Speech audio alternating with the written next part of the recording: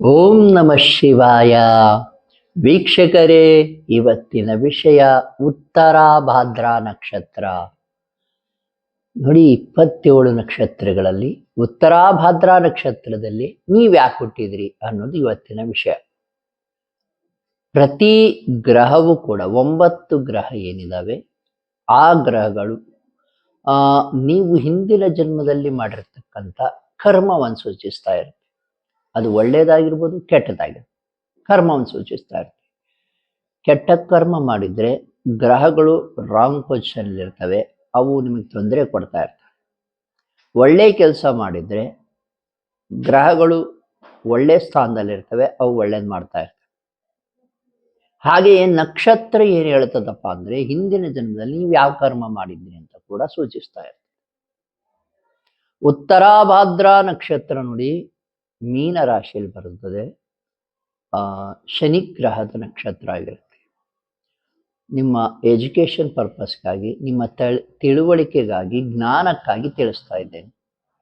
ಪುಷ್ಯ ನಕ್ಷತ್ರ, ಅನುರಾಧ ನಕ್ಷತ್ರ, ಉತ್ತರ ಭಾದ್ರ ನಕ್ಷತ್ರ, ಈ 3 ನಕ್ಷತ್ರಗಳಲ್ಲಿ ಯಾಕೆ ಮನುಷ್ಯರು ಹುಟ್ಟಿರ್ತಾರೆ, ಅವರ ಕರ್ಮ ಏನಿರುತ್ತೆ ಹಿಂದಿನ ಜನ್ಮದಲ್ಲಿ. ಉತ್ತರ ಭಾದ್ರಾ ನಕ್ಷತ್ರದವರು ಏನು ಈ ಜನ್ಮದಲ್ಲಿ ಹುಟ್ಟಿದ್ದೀರಾ, ಅವರು ಹಿಂದಿನ ಜನ್ಮದಲ್ಲಿ ಏನಾಗಿರುತ್ತೆ ಅಂದರೆ ಹಿರಿಯ ನಾಗರಿಕರಿಗಾಗಲಿ, ವೃದ್ಧರಿಗಾಗಲಿ, ವಿಶೇಷ ಚೇತನರಿಗಾಗಲಿ ತೊಂದರೆ ಕೊಟ್ಟಿರ್ತಾರೆ. ಅವರಿಗೆ ಮನಸ್ಸಿಗೆ ಬೇಜಾರಾಗಿರ್ಬೋದು, ಅನ್ಯಾಯ ಆಗಿರ್ಬೋದು, ಅವರಿಗೆ ಮೋಸ ಆಗಿರ್ಬೋದು. ನಿಮ್ಮಿಂದ ಅವರಿಗೆ, ಯಾರಿಗೆ, ವೃದ್ಧರಿಗಾಗಲಿ, ಹಿರಿಯ ನಾಗರಿಕರಿಗಾಗಲಿ, ವಿಶೇಷ ಚೇತನರಿಗೆ, ಕೂಲಿ ಕಾರ್ಮಿಕರಿಗೆ, ಅತಿ ಬಡವರಿಗೆ, ಬಡವರಷ್ಟೇ ಅಲ್ಲ ಅತಿ ಬಡವರಿಗೆ ಏನು ಅತಿ ಕಷ್ಟದಲ್ಲಿರ್ತಾರೆ, ಕಷ್ಟದಲ್ಲಿರುವವರಿಗೆ ನಿಮ್ಮಿಂದ ಮೋಸ ಆಗಿರ್ಬೋದು, ಅಥವಾ ತೊಂದರೆ ಆಗಿರ್ಬೋದು, ಮನಸ್ಸಿಗೆ ನೋವಾಗಿರ್ಬೋದು, ಅವಮಾನ ಆಗಿರ್ಬೋದು. ಈ ಎಲ್ಲ ಕಾರಣಗಳಿಂದ ಉತ್ತರ ಭಾದ್ರ ನಕ್ಷತ್ರದಲ್ಲಿ ಈ ಜನ್ಮದಲ್ಲಿ ಹುಟ್ಟಿರ್ತೀರಾ. ಇದಕ್ಕೆ ಪರಿಹಾರ ಏನಪ್ಪ ಅಂದರೆ ನೋಡಿ, ಈ ಜನ್ಮದಲ್ಲಿ ಹಿರಿಯ ನಾಗರಿಕರಿಗೆ, ವೃದ್ಧರಿಗೆ, ವಿಶೇಷ ಚೇತನರಿಗೆ, ಅತ್ಯಂತ ವಿಶೇಷ ವಿಷಯ ಇದು, ವಿಶೇಷ ಚೇತನರಿಗೆ ಸಹಾಯ ಮಾಡಿ. ಇವರೆಲ್ಲರಿಗೂ ಸಹಾಯ ಮಾಡಿ.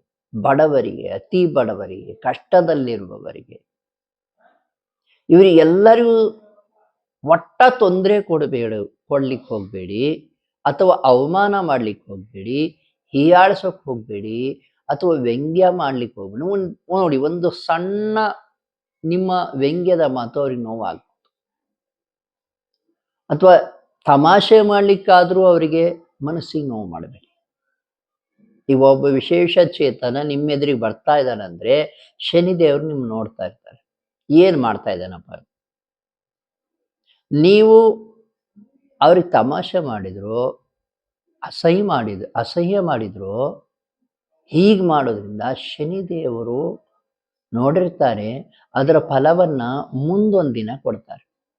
ಅದು 7.5 ಕೊಡಬಹುದು, ಅರ್ಧಾಷ್ಟಮ ಶನಿಯಲ್ಲಾದರೂ ಕೊಡಬಹುದು, ಪಂಚಮ ಶನಿಯಲ್ಲಾದರೂ ಕೊಡಬಹುದು, ಅಷ್ಟಮ ಶನಿಯಲ್ಲಾದರೂ ಕೊಡ.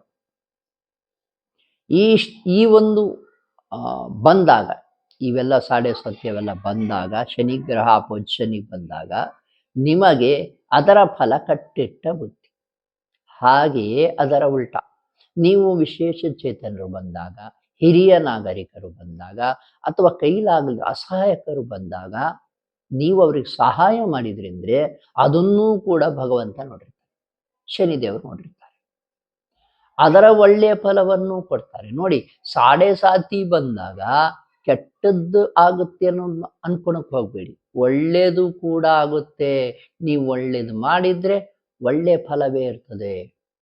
ಹಿಂದಿನ ಜನ್ಮ ಮತ್ತು ಇಹ ಜನ್ಮ, ಈ 2 ಜನ್ಮಗಳ ಒಂದು ಒಟ್ಟಾರೆ ಫಲಿತಾಂಶ, ಏನು ಪುಣ್ಯ ಕಾರ್ಯ ಮಾಡಿದ್ದೀರ ಅವತ್ತು ಫಲ ಉಂಟೀರ.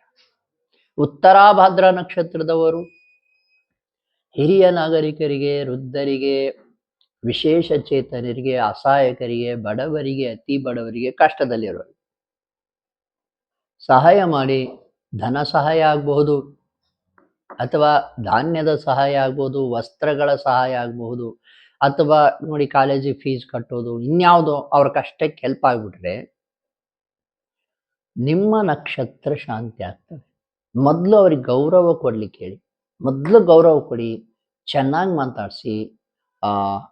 ಯಾವುದೇ ಕಾರಣಕ್ಕೂ ಅವ್ರಿಗೆ ಮನಸ್ಸನ್ನು ನೋವು ಮಾಡಕ್ಕೆ ಹೋಗಬೇಡಿ. ಅವ್ರಿಗೆ ಸಹಾಯ ಮಾಡಿ, ಸಹಕಾರ ನೀಡಿ, ನಾನಿದ್ದೇನೆ ನಿಮ್ಮ ಹಿಂದೆ ಅಂತ ಭರವಸೆ ನೀಡಿ. ಇಷ್ಟು ವಿಶ್ವಾಸ ನೀವು ಕೊಟ್ಟರೆ ಸಾಕು, ನಿಮ್ಮ ನಕ್ಷತ್ರ ಶಾಂತಿ ಆಗ್ತದೆ. ಈ ಸಣ್ಣ ವಿಷಯ ಅಂತ ಭಾವಿಸಕ್ಕೆ ಹೋಗಬೇಡಿ. ಸಣ್ಣ ಸಣ್ಣ ವಿಷಯಗಳೇ ನೋಡಿ. ಇಡೀ ಒಂದು ಕಾರ್ ಇರುತ್ತೆ, ಆ ಕಾರ್ ಒಂದು ಗಾಳಿ ಇಲ್ಲದ್ರೆ, ಟೈರಲ್ಲಿ ಒಂದಿಷ್ಟು ಗಾಳಿ ಕಡಿಮೆ ಆದರೆ ಚೆನ್ನಾಗಿ ಓಡಲ್ಲ ಗಾಡಿ. ಹಾಗೆ ನೀವು ನಕ್ಷತ್ರ ನಿಮಗೆ ಒಳ್ಳೇದು ಮಾಡೋಕ್ಕೆ ಸ್ಟಾರ್ಟ್ ಮಾಡಿಬಿಟ್ರೆ ನಿಮ್ಮ ಬದುಕು ಇನ್ನೂ ಯಶಸ್ಸಿನತ್ತ ಸಾಗುತ್ತದೆ. ಈ ನಕ್ಷತ್ರ ಶಾಂತಿ, ನವಗ್ರಹ ಶಾಂತಿ ಮಾಡಿದಾಗ, ಹೋಮ ಹವನಾದಿ ಮಾಡುವಾಗ ನಕ್ಷತ್ರ ಶಾಂತಿ ಮಾಡ್ತಾರೆ. ಹಾಗೆಯೇ ಆಚರಣೆ ಮೂಲಕ ನೀವು ಅಂದರೆ ಈ ವಿಶೇಷ ಚೇತನರಿಗೆ, ಹಿರಿಯ ನಾಗರಿಕರಿಗೆ ಸಹಾಯ ಮಾಡಿಬಿಟ್ರೆ ನಿಮ್ಮ ನಕ್ಷತ್ರ ಶಾಂತಿ ಆಗ್ತಾ ಇರುತ್ತೆ. ವೀಕ್ಷಕರೇ, ನಿಮ್ಮ ಎಜುಕೇಷನ್ ಪರ್ಪಸ್ಗಾಗಿ ಎಲ್ಲ ತಿಳಿಸ್ತಾ ಇದ್ದೇವೆ. ಇನ್ಯಾವುದೇ ಒಂದು ಪ್ಲ್ಯಾಟ್ಫಾರ್ಮ್ಗಳಲ್ಲಿ ಈ ಒಂದು ವಿಷಯ ತಿಳಿಸೋದು ಬಹಳ ಕಡಿಮೆ. ನಾನು ನಿಮ್ಮ ನಕ್ಷತ್ರ ಶಾಂತಿಯ ವಿಚಾರವನ್ನು ತಿಳಿಸಿದ್ದೇನೆ. ಇದನ್ನು ಪಾಲಿಸಿ. ನಿಮಗೆ ಇನ್ನೇನಾದರೂ ತೊಂದರೆ ಇದ್ದರೆ, ವಾಮಾಚಾರ, ಭಾನಮತಿ, ದುಷ್ಟಶಕ್ತಿ ಪ್ರಯೋಗ ಏನಾದರೂ ಆಗಿದ್ದರೆ ಅದರ ಪರಿಹಾರಕ್ಕಾಗಿ ನೀವು ನಮಗೆ ಕರೆ ಮಾಡಬಹುದು. ನಾವು ಸಲಹೆ ನೀಡ್ತೇವೆ. ಶುಭವಾಗಲಿ.